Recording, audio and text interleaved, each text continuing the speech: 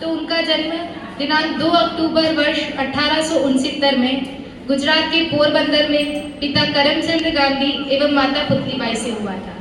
वे अपने माता पिता की अंतिम संतान थी। उस समय गुजरात में प्रचलित रीति रिवाज और मान्यताओं में बाल विवाह को काफी हद तक सही माना जाता था। इसीलिए गांधी जी का भी मात्र 13 वर्ष की उम्र में कस्तूरबा गांधी से बाल विवाह हुआ था, जिससे उन्हें 4 संतानों की प्राप्ति हुई थी। अब गांधी जी ने हमेशा अपने से ऊपर समाज को रखा, देश को रखा, इसलिए व्यक्तिगत पर जीवन के अतिरिक्त हम उनका सामाजिक जीवन जानना अत्यधिक आवश्यक है। सन 1893 की बातें, दादा अब्दुल्ला नाम के व्यापारी थे जिनका दक्षिण अफ्रीका में शीपी का व्यापार था।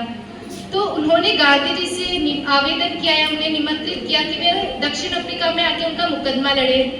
तो उस समय गांधी जी इंग्लैंड से नए नए बैरिस्टर बन के आए थे, तो स्वाभाविक बात थी कि उनके पास अब जो अनुभव था उसका अभाव था, और अनुभव नहीं होने के कारण उन्हें कार्य नहीं मिल रहा था, जिस वजह से वो धन कमाने में असमर्थ थे।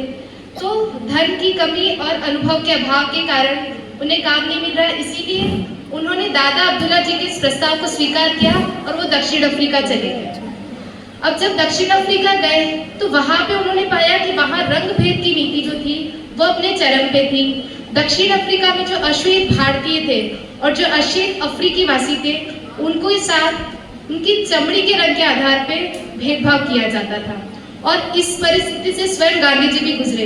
पीटरमैरिट्सबर्ग में जब वो जा रहे थे तो उन्होंने ट्रेन के डिब्बे में फर्स्ट क्लास में वो सफर कर रहे थे, तो वहां के लोगों के द्वारा उन्हें ट्रेन से धक्का देके नीचे गिरा दिया गया था, जिसकी वजह ये थी कि उनकी चमड़ी का रंग काला था और वो जो कोच था वो केवल गोरे लोगों के लिए आरक्षित था।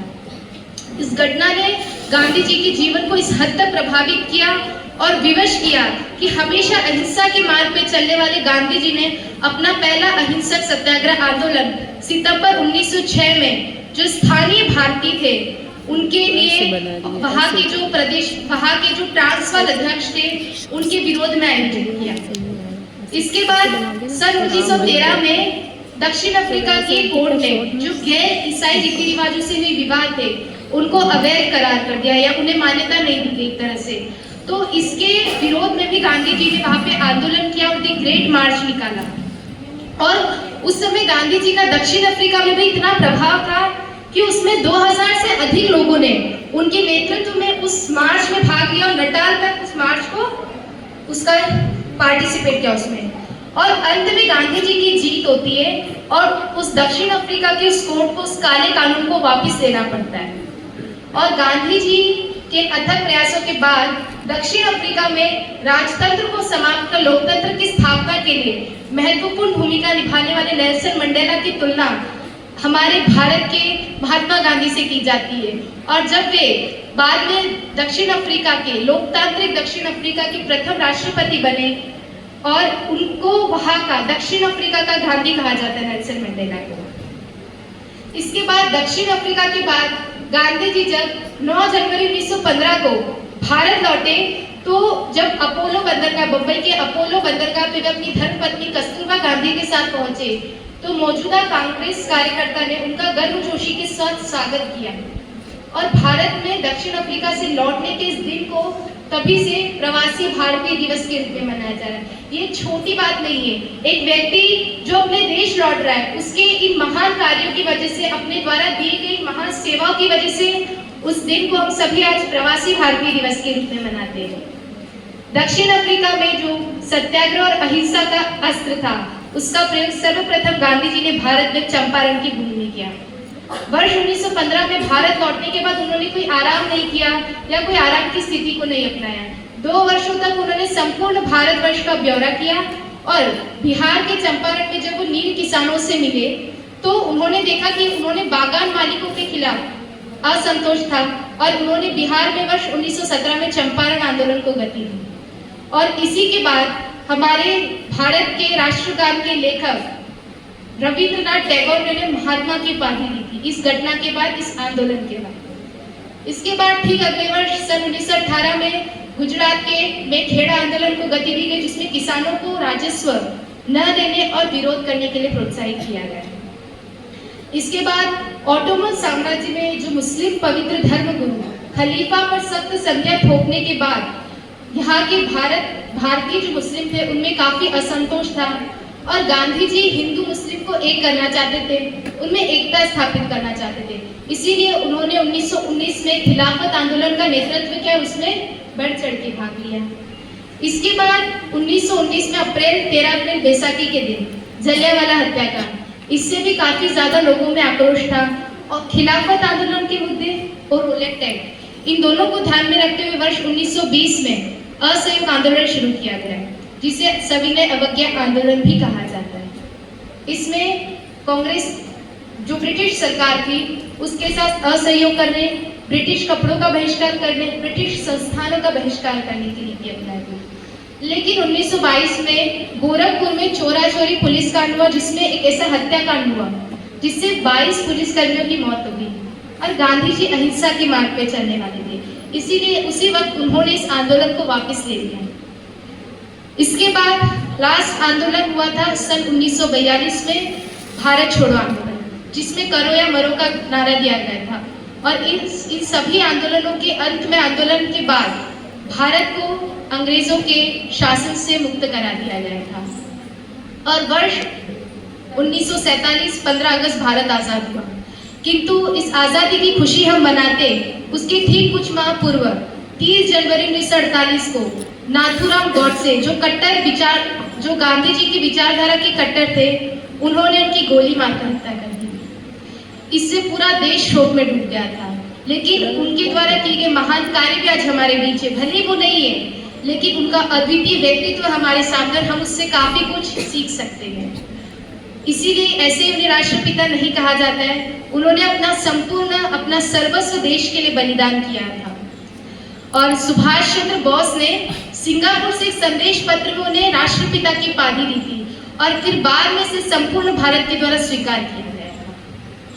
गांधी जी से हम जैसे सभी परिचित हैं, हम बचपन से उन्हें पढ़ते आए हैं, लेकिन आज एक ऐसा अद्वितीय व्यक्तित्व भी है जिसकी जयंती है, लाल बहादुर श्रीवास्तव शास्त्री।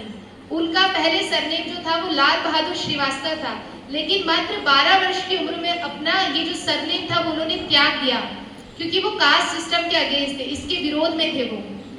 उनकी हाइट भले ही छोटी थी, लेकिन उनका व्यक्तित्व बहुत बड़ा था और ग्रेजुएशन करने के बाद उन्हें ये शास्त्री टाइटल दिया गया था। इसके पहले उन्होंने अपना सरनेम त्याग दिया था।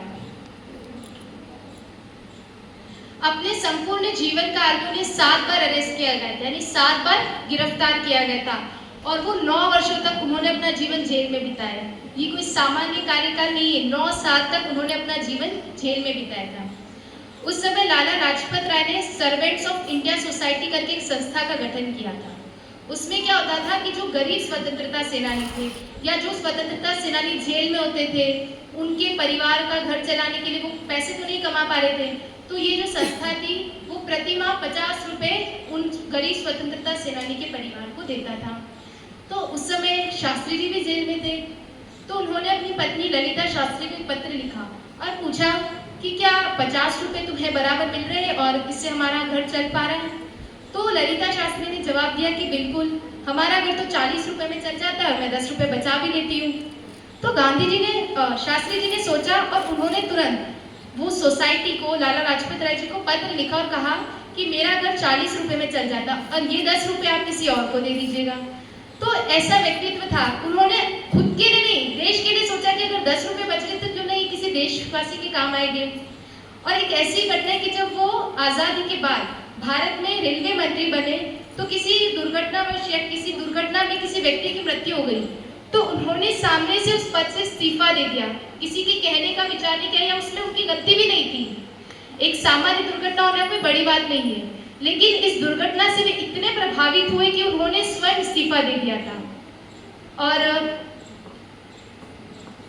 9 जून 1964 को वो हमारे देश के दूसरे प्रधानमंत्री बने। सबसे पहले बने थे जवाहरलाल जी गांधी, उसके बाद कार्यवाहक प्रधानमंत्री बने थे गुलजारीलाल नंदा, लेकिन वे कार्यवाहक थे। और उसके बाद भारत के दूसरे प्रधानमंत्री के पद पर उन्होंने शपथ ली थी 9 जून 1964 को, और अपने जीवन पर्यंत जब तक वे जीवित रहे वे इस पद पे आसीन रहे। ताशकंद समझौता, आप में से कईयों ने इसका नाम सुना होगा। तो ये समझौता हुआ था 10 जून 1966 को। इसमें भारत के प्रधानमंत्री शास्त्री जी और पाकिस्तान के राष्ट्रपति मोहम्मद अयूब खान, इनके बीच एक समझौता हुआ था जिससे अगस्त 1965 से सितंबर 1965 तक चल रहे इस युद्ध को विराम दिया गया। तो ये जो समझौता किया गया था वो आर्थिक रूप से भारत के लिए फायदेमंद सिद्ध हुआ। युद्ध होता तो ये निश्चित है कि नुकसान तो होता आर्थिक रूप से, लेकिन दुर्भाग्यवश ये रहा कि उसके ठीक अगले ही दिन 11 जनवरी 1966 को भारत से बाहर ही उनकी मृत्यु हो गई। वे पहले ऐसे प्रधानमंत्री थे जिनकी मृत्यु इस पद पे रहते हुए भारत से बाहर हुई और ताशकंद उज्बेकिस्तान में ही उनकी मृत्यु हो गई थी। और दूसरी महत्वपूर्ण बात ये कि उन्हें मरणोपरांत भारत रत्न दिया गया था और वो पहले ऐसे व्यक्ति थे जिन्हें मरने के पश्चात भारत के सर्वोच्च राष्ट्रीय सम्मान भारत रत्न से सम्मानित किया गया था। तो आज का ये दिन मनाने का महत्वपूर्ण उद्देश्य यही है कि हम इन दोनों व्यक्तित्वों को जानें, उनके अद्वितीय गुणों को पहचाने और अपने जीवन में उतारें। अगर एक व्यक्ति राष्ट्रपिता कहा जा रहा है, एक व्यक्ति देश के सर्वोच्च पद पे पहुंच रहा है, तो हकीकत में वो गुण कुछ ना कुछ बहुमूल्य होगी। तो अगर हम भी उन गुणों को अपने जीवन में अपनाते हैं तो हम भी किसी अच्छे पद पे पहुंच सकते हैं। और इसी आशा के साथ हम सभी आज इन्हें पुष्पांजलि अर्पित करते हैं और ये प्रयास रहेंगे हम सभी के कि उनके व्यक्तित्व को अपने जीवन में उतारने का प्रयास करें। इस जयंती को मनाने का मुख्य उद्देश्य यही है, सिर्फ इकट्ठा होने से या सुन देने से कुछ नहीं होगा। जब तक हम उनके गुणों को अपने जीवन में नहीं उतारेंगे, जब तक उनका अंगीकार नहीं करेंगे, तब तक इस गांधी जयंती मनाना सार्थक नहीं है, शास्त्री जयंती मनाना सार्थक नहीं है। और इन्हीं अच्छी भावनाओं के साथ कि हम सभी अपने जीवन में इन गुणों को उतारेंगे। धन्यवाद।